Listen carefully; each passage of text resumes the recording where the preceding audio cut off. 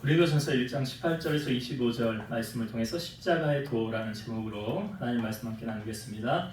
우리가 이제 수요일에 저번 주에 첫 번째 시간으로 고린도전서 처음 강의를 했죠. 사도 바울이 고린도에 왜 편지를 썼습니까? 거기 문제가 있으니까. 그 문제를 바로잡기 위해서. 근데 그 문제는 어떤 것이었습니까? 이제 고린도전서 살펴보면서 여러 가지 나오겠지만 가장 첫 번째로 사도 바울이 염려했던 부분이 너희 가운데 분쟁이 있더라. 분쟁이 있더라. 그래서 여러분, 성령이 충만한 사람은 그 사람이 가면 그곳에 문제가 해결이 되죠. 그렇잖아요. 성령 충만한 사람이 갔는데 문제가 해결이 안 됐다? 그럼 뭔가 좀 문제가 있는 거예요. 성령 충만한 사람이 갔더니 그 분쟁이 화해가 되고 그 나눔이 하나가 되고 그런 놀라운 역사가 나타났더라. 이 성령 충만한 사람에게 나타난 증거죠. 고린도 교회 안에 편가르기 하듯이 막 여러 편으로 나눴죠. 나는 바울이다, 나는 아볼로다, 나는 게바다, 그리스도라 편이 날리는 것은 하나님이 기뻐하는 것이 아니죠. 마귀가 하는 일이 편을 나누는 일이라고 그랬잖아요. 당짓는 거, 편가르는 거, 분쟁하는 거, 싸우는 거, 다툼이 일어나는 거, 이건 다 마귀가 하는 일이라. 성령이 임한 사람은 싸우지 않잖아요. 그렇죠? 예, 성령의 열매 가운데 있잖아요. 사랑이라 화평이 있잖아요. 화평. 예수 그리스도는 하나님과 우리 사이에 화평이신지라 그랬잖아요. 우리와 인간과 하나님 사이에 죄로 인하여 담이 막혀 있었는데 그 담을 허물기 위해서 이 땅에 오신 분이, 중재자의 역할을 하신 분이 누구예요? 예수님. 그러니까 예수님이 가면, 우리가 예수님의 마음을 품으면, 나는 마음이 온유하고 겸손하다고 그랬잖아요. 그러니까 가면 분쟁이 그치고 화해가 되고 하나가 되게 한다. 사도 바울이 염려했던 부분이 그거였죠. 그래서 너희가 육에 속한 사람 되지 말라, 하늘에 속한 사람 되라, 영적 사람이 되라, 편가르기 하지 말라. 또 한 가지 나누었던 것이, 되게 사람들은 신앙생활을 하면서 누구를 의식합니까? 예? 사람 의식하잖아요. 사람 의식해야 돼요. 신앙생활할 때 사람 의식하는 것은 은혜를 못 받습니다. 제가 그 얘기 했잖아요. 어느 새벽기도 갔는데 누구 믿음 좋대더니 누구도 안 오고 누구도 안 오고 누구도 안 하는, 이렇게 둘러보면서 사람 찾는 사람 절대 은혜 못 받습니다. 예배는요, 하나님과 나와의 1대1이에요. 누구는 안 왔네? 아이고 믿음 좋은 줄 알았더니. 그거 소용없는 거예요. 그래서 예배는 철저하게 사람 중심이 아니라 하나님 중심으로 나아가야 은혜가 임한다. 그래서 여러분, 사람 보기 위해서 교회 오는 거 아니잖아요. 우리 주님 만나러 오시는 거 아니에요? 할렐루야. 네, 주님 만나러 오시는 거잖아요. 이 무더운 뜨거운 태양볕이 내리쬐는 이때에 교회 물론 좀 시원하긴 하지만 집에서 편안하게 쉬어도 되는데, 나 주님 만나야 돼서 그 마음을 하나님이 기뻐하시고, 여러분들의 신앙이 다윗이 고백했던 것처럼 코람데오의 신앙, 하나님 앞에서의 신앙. 요셉도 내 어찌 하나님 앞에 죄를 지으리까 고백했잖아요. 이게 하나님 앞에서의 신앙이에요. 그래서 우리가 이 신앙을 가지고 주님이 오시는 그날까지 승리의 길 걸어가길 바랍니다. 기독교에 있어서 가장 중요하게 여기는 두 가지는 뭘까요? 십자가와 부활이죠. 십자가가 없으면, 예수 그리스도의 십자가의 희생이 없었다면 우리는 여전히 죄 가운데 있었을 것입니다. 우리의 죄를 사해 주실 수 있는 유일한 길이 바로 십자가라는 거죠. 십자가. 그것에 대해서 은혜를 이제 더 나누려고 합니다. 또 한 가지, 부활이 주는 의미는 뭡니까? 부활이, 우리가 이제 앞으로 살펴보겠지만 부활장이라고 성경이 기록되어진 장이 있는데 고린도전서 15장이에요. 고린도전서 15장이 부활장인데 거기 예수 그리스도의 부활이 우리에게 주는 여러 의미가 있는데, 예수 그리스도께서 잠자는 자들의 첫 열매가 되셨도다 라고 말씀하세요. 예수님의 부활을 두고 잠자는 자들의 첫 열매가 되셨다. 이게 무슨 의미입니까? 예수님께서 부활하신 것처럼 우리도 부활한다. 여러분, 부활하신다는 걸 믿으시죠? 나 육신은 죽어서 흙으로 돌아가요. 그런데 그것으로 끝나는 게 아니에요. 성경이 뭐라고 말합니까? 한 번 죽는 것은 사람에게 정한 것이요, 그 후에는 뭐가 있대요? 성경이 심판이라고 기록되어져 있는데 하나님 보좌 앞으로 가는 거예요. 그래서 거기서 양과 염소를 나뉘듯이 의인과 악인을 나뉘는 거예요. 이게 예수님이 비유로 우리에게 가장 잘 보여준 부분이 어떤 부분이에요? 부자와 나사로. 부자는 호화로에 연락하면서 누릴 거 이 땅에서 다 누리고 살았죠. 부족함 없이 살았죠. 근데 죽어보니까 어디 가 있어요? 지옥의 뜨거운 불구덩이에 가 있어요. 거지였던 나사로는요, 예수님 품에 가 있어요. 그래서 이 부자가 부탁하잖아요. 나 너무 뜨거우니까 나사로의 이 손끝에 물 한 방울만 묻혀서 내 혀에 좀 달게 해달라고. 못한대. 내가 부탁 하나 하겠대. 우리 집에 형제 여럿 있는데 이리로 오지 않도록 나사로를 좀 보내서 좀 얘기 좀 해달래. 너희 형제 가운데 그 사람 지옥에서 뜨거운 불구덩이에서 지금 고통당하고 있다? 근데 그가 나를 보내어서 너희 일리 오지 말고 저 천국 가라고 나를 보냈다? 근데 예수님이 그거 노했죠. 그렇게 할 수 없다. 이유가 뭐예요? 내가 세운 선지자들이 땅에 있느니라. 그들에게서 듣지 않으면 나사로가 다시 가서 전해도 듣지 않는다. 그러니까 예수님은 이 부활에 대해서, 이 천국에 대해서 분명하게 우리에게 메시지를 주고 계셔요. 예수님이 죽으셨을 때 십자가 옆에 좌우에 강도, 두 강도 있었지요. 한 강도가 예수님을 비방하듯이 네가 메시아면 지금 당장 내려와 봐라 그랬잖아요. 근데 그 옆에 있는 강도가 뭐라고 그래요? 우리는 죄를 져서 죄값 치르는 거지만 이분은 죄가 없지 않느냐. 그러면서 한 말을 더 하죠. 당신의 나라 갈 때 나를 기억하여 주옵소서. 그때 예수님 뭐라고 그랬어요? 네가 나와 함께 낙원에 있으리라. 어디요? 낙원이 어디예요? 천국. 그래, 천국이요. 육은 그냥 죽어서 거기 십자가에서 달려서 그냥 끝나는 것이지만 하나님의 나라에 입성하게 된다는 거. 여러분, 세상 사람들은 이 땅에서의 삶이 전부인 것처럼 살지 않습니까? 우리는 다시 오실 주님을 기대하면서 저 하늘에 소망을 두면서 구름 타고 다시 임하실, 우리가 조금 전에도 찬양했잖아요.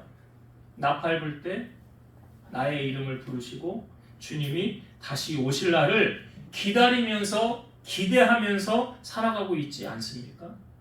이게 크리스찬이잖아요. 그래서 슬기로운 다섯 처녀가 기름등불 준비하고 주님 맞을 준비를 했던 것처럼 우리가 이 땅을 그렇게 살아가야 된다라고 성경이 말하고 있죠. 자, 제가 앞부분에 강조했던 기독교에 있어서 중요한 두 가지, 십자가와 부활인데요. 오늘 주제가 보니까 십자가예요.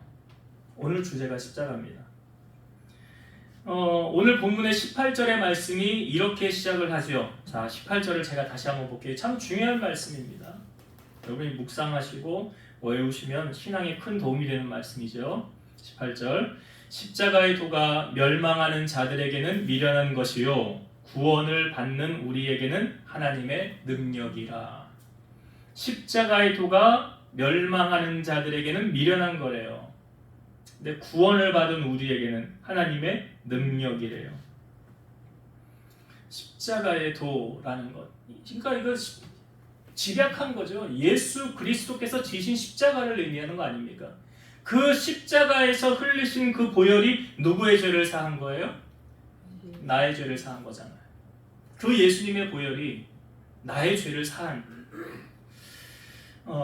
여러분, 유대인들이 십자가에 달린 예수 그리스도를 구주로 믿지 못하는 이유는 무엇입니까?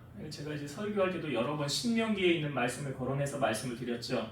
신명기 21장 22절 23절, 사람이 만일 죽을 죄를 범함으로 네가 그를 죽여 나무에 달아둔 그 시체를 나무 위에 밤새도록 두지 말고 그날에 장사하여 네 하나님 여호와께서 너에게 기업으로 주시는 땅을 더럽히지 말라. 나무에 달린 자는 하나님께 저주를 받았음이니라. 그러니까 유대인들의 인식에는 뭐가 있냐면 나무에 달려 죽었어? 그럼 하나님께 저주받은 사람이야. 이런 인식이 있는 거예요. 나무에 달려 죽은 사람. 자, 그럼 예수님은 나무에 달려 십자가에 달려 죽으셨습니까? 안 죽으셨습니까? 죽으셨죠. 그럼 유대인들의 인식에는 저 사람 나무에 달려 죽었네? 하나님께 저주받았네? 라고 생각할 거 아니에요. 그럼 나무에 달린 그 예수를, 저주받은 그 예수를 누가 나의 구주라고 믿겠냐고요.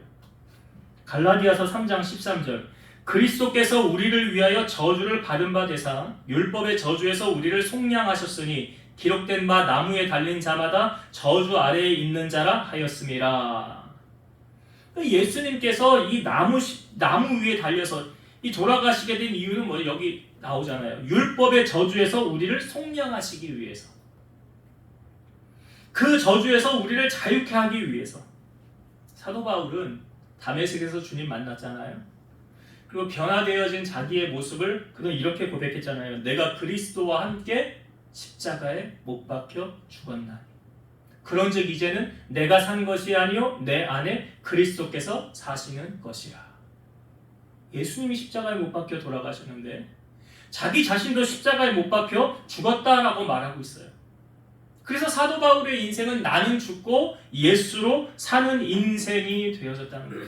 여러분, 구약은 예수님이 오실 것을 예견해 준 말씀이잖아요. 근데 이 구약의 부분의 말씀에서 예수님께서 고난당하시고 십자가를 지셔야 된다는 것을 예견해 주는 말씀이 우리가 고난주간에 잘 묵상하는 이사야 53장 4절에서 6절의 말씀을 읽어볼게요.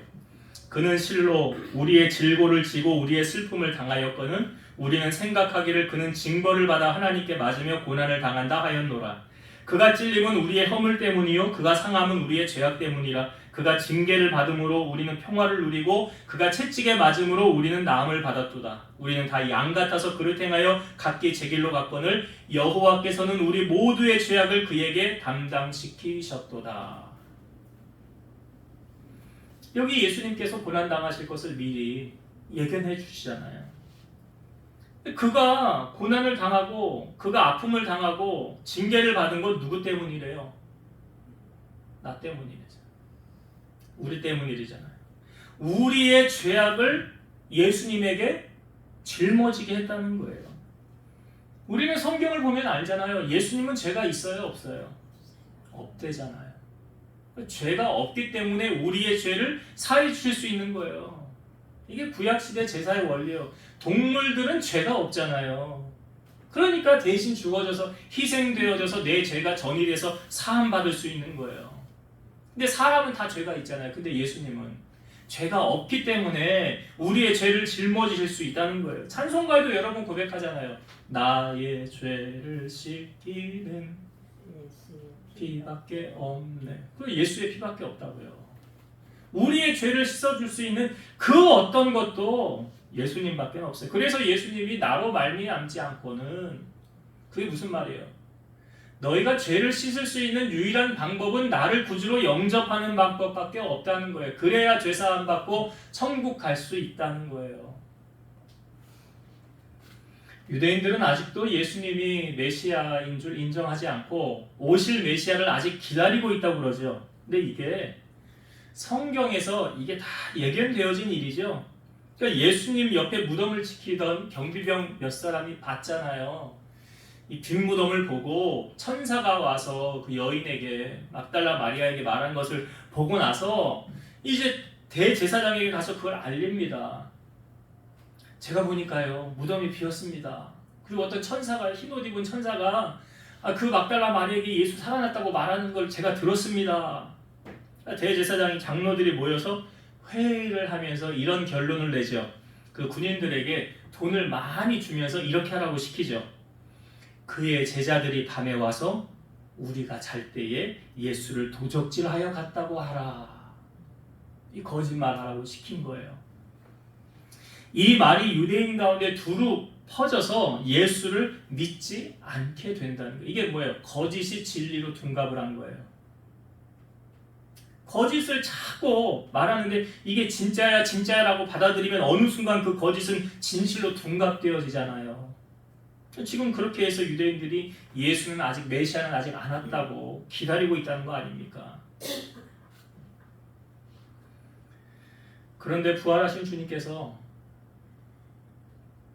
고린도전서 15장에 보면 부활장이라고 그랬죠. 여기 게바에게 보이고 12제자에게 보이고 500여 형제와 야고보에게 보이고 맨 나중에 만삭되지 못하여 난 자 같은 나 바울에게도 보이셨느니라 그래요. 그래서 이들을 통해서 예수 그리스도가 증거되어지게 한 거죠. 여러분 믿지 않는 자를 믿는 자로 만드는 하나님의 방법이 뭐래요? 오늘 본문에 나오는데요. 믿지 않는 자를 믿는 자로 만드는 방법이 전도래요. 전도. 21절 말씀을 다시 보겠습니다. 21절.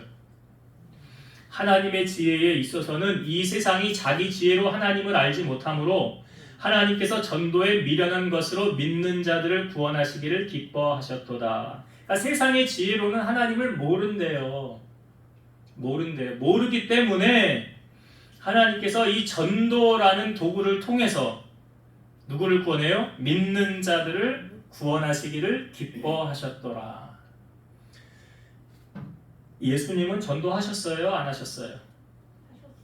하셨죠?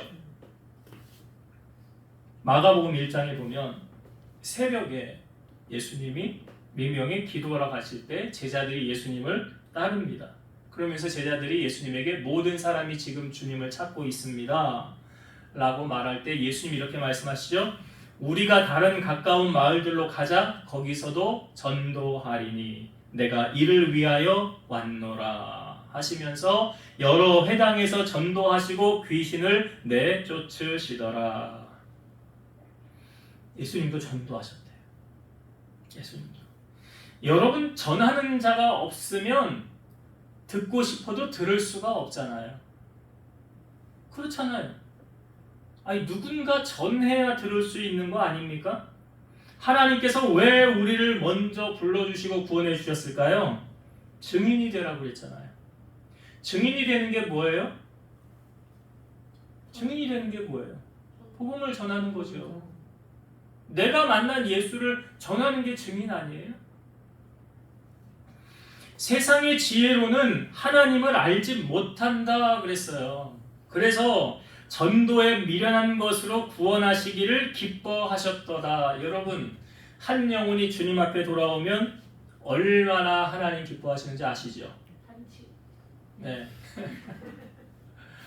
우리 교회도 잔치 좀 벌렸으면 좋겠어. 한 영혼이 올 때마다. 나는 우리 혜진자매 들어올 때 아직도 못 잊는데 얼마나 그게 주님의 마음인 것 같아. 얼마나 기쁜데. 어느 개척교회를 하는 어떤 목사님인가 사모님인가 그런 얘기를 하시더라고요. 여러분들은 그걸 모를 거예요. 교회에 한 영혼이 들어올 때 그 마음이 얼마나 기쁜지.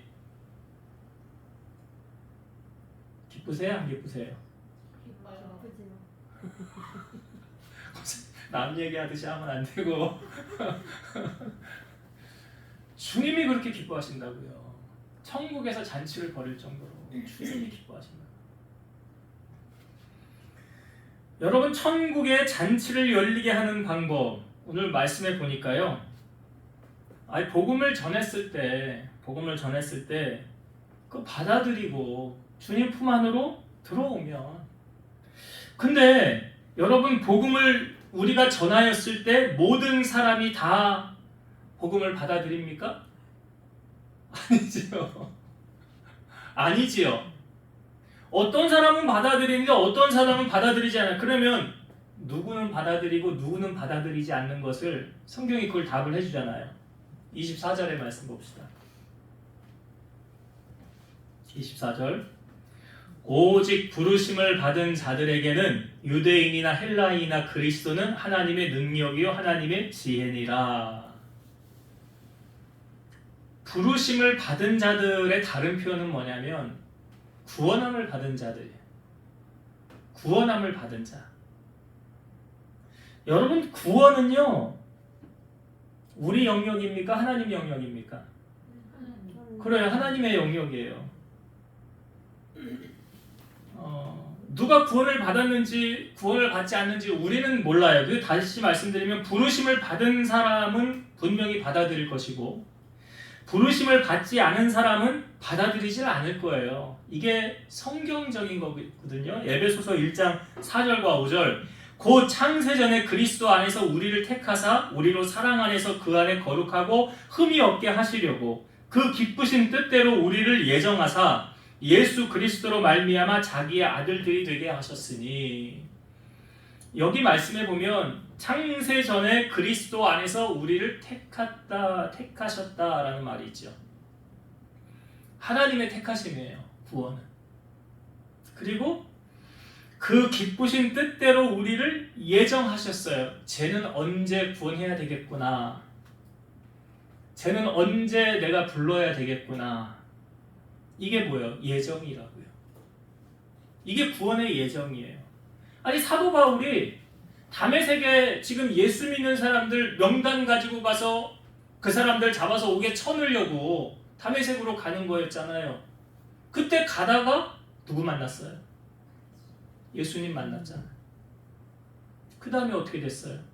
앞을 못 보게 되는데 아나니아라는 제자가 와서 기도하면서 했던 내용이 뭐예요? 네가 길에서 오던 예수가 나를 보내어서 너로 하여금 기도하고 다시 보게 하신다. 그러니까 이게 뭐 빼박이라고 그러잖아요. 확증시켜주는 사건이잖아요. 내가 만난 그분이 예수님이구나. 아나니아가 와서 직접 또 얘기하잖아요. 네가 길에서 만난 예수가 나를 보냈다.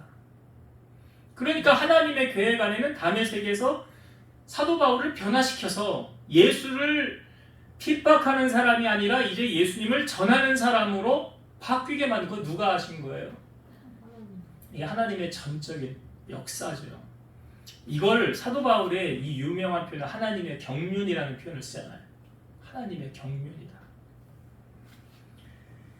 우리는 하나님께서 누구는 택하시고 누구는 택하지 않았는지 몰라요. 왜냐하면 구원은 우리의 영역이 아니라 하나님이 하시는 일이기 때문에 그래요.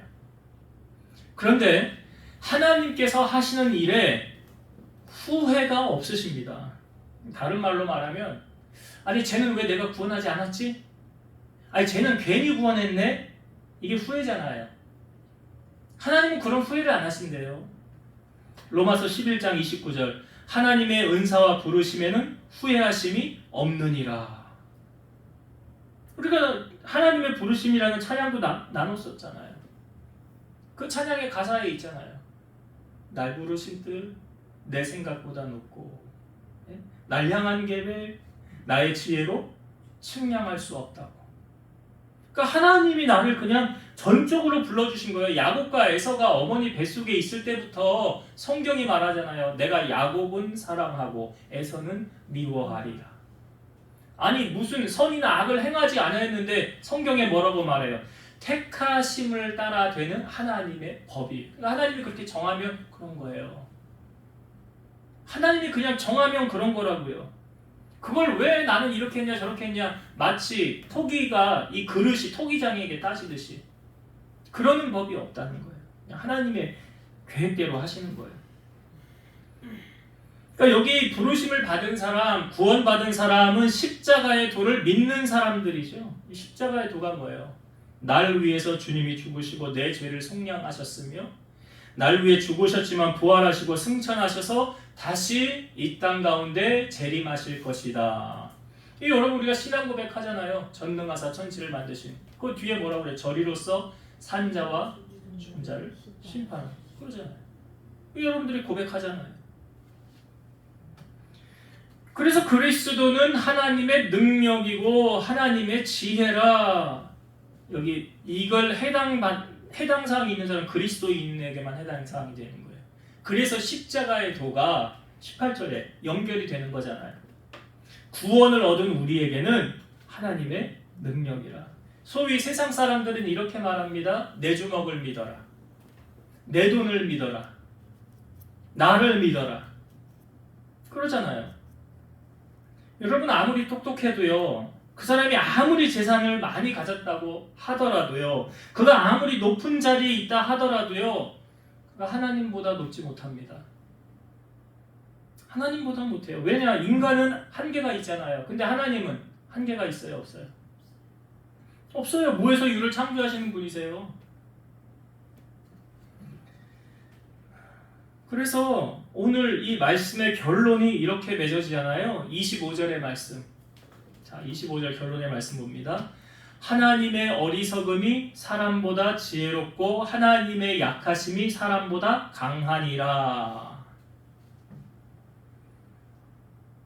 우리가 믿는 하나님이 어떠한 분이신가를 다시 한번 정확하게 알려주고 있잖아요. 사람이 아무리 강하다 한다 할지라도 하나님 못 이겨요. 하나님 못 이겨요. 사람이 아무리 부유하고 많이 가졌다 한다 하더라도 하나님이 그냥 바람 한번 휙 불면 다 날아가요. 이게 욥을 통하여서도 보여주잖아요. 동방의 가장 큰 부자가 어떻게 하루아침에 그렇게 빈털터리가 될 수 있었겠습니까? 그래서 우리가 이 절대 주권의 소유자, 능치 못하심이 없으신 그분이 나의 하나님이심을, 그리고 그 십자가의 능력이 우리를 세상에서 승리하게 한다는 것을 오늘 말씀 우리에게 알려주고 있습니다. 이제 말씀을 정리하고 마칠게요. 오늘 말씀은 특별히 믿지 않는 자들에게는 해당 사항 없는 말씀이에요. 이 복음이 들을 귀가 있는 자만 듣는 거 아닙니까? 이 십자가의 도가 하나님의 능력이라는 것은 예수를 구주로 영접한 자에게만 해당 사항이 있는 말씀이에요. 가끔 오카는 목사님의 그 유튜브에 다니는 설교 가운데 이런 설교가 있어요. 여러분 아무리 힘들고 바쁘고 어렵다 한다 할지라도 하루에 10분만 십자가를 묵상하세요 라는 설교가 있어요. 하루에 10분만 십자가를 묵상하세요. 그 십자가 위에서 모든 것을 이루신 그 주님을 바라보라, 그 말 아니에요? 그러면 내 힘으로 살아가는 것이 아니라 오늘 바울이 고백했던 것처럼 이제 내가 사는 것이 아니고 내 안에 주님이 살아가시는 거다. 나는 죽고 예수로 사는 인생이 되어지는 것이다. 그 변화가 어디서 일어난다고요? 십자가입니다. 그 능력이 십자가에서 나오는 거예요. 그래서 예수님 따라가기 위해서는 어떻게 해야 돼요? 자기를 부인하고 자기 십자가를 지고 주님을 따르라 그러잖아요. 그래서 우리의 능력이 어디서 나오느냐? 바로 십자가에서 나온다라는 거예요. 십자가를 믿고 의지할 때 세상의 모든 것을 이길 수 있는 능력이 거기에서 부여된다. 그래서 하나님이 25절의 이 말씀처럼 하나님의 어리석음이 사람보다 지혜롭고 하나님의 약하심이 사람보다 강하니라. 비교조차 할 수 없죠. 근데 우리는 많이들 자꾸 사람 의지하려고 그러잖아요. 눈에 보이는. 하나님은 별로 안 좋아하십니다. 하나님 기뻐하지 않아요. 그래서 눈에 보이는 사람 의지하지 마시고 보이지 않으나 모든 만물을 주관하시는 전능하신 하나님 한 분을 의지하고 그분을 도움으로 삼아 승리하는 인생 살아가는 여러분 되시기를 주의 이름으로 축원드립니다. 기도하시겠습니다. 지금도 살아서 역사하시는 하나님 감사합니다.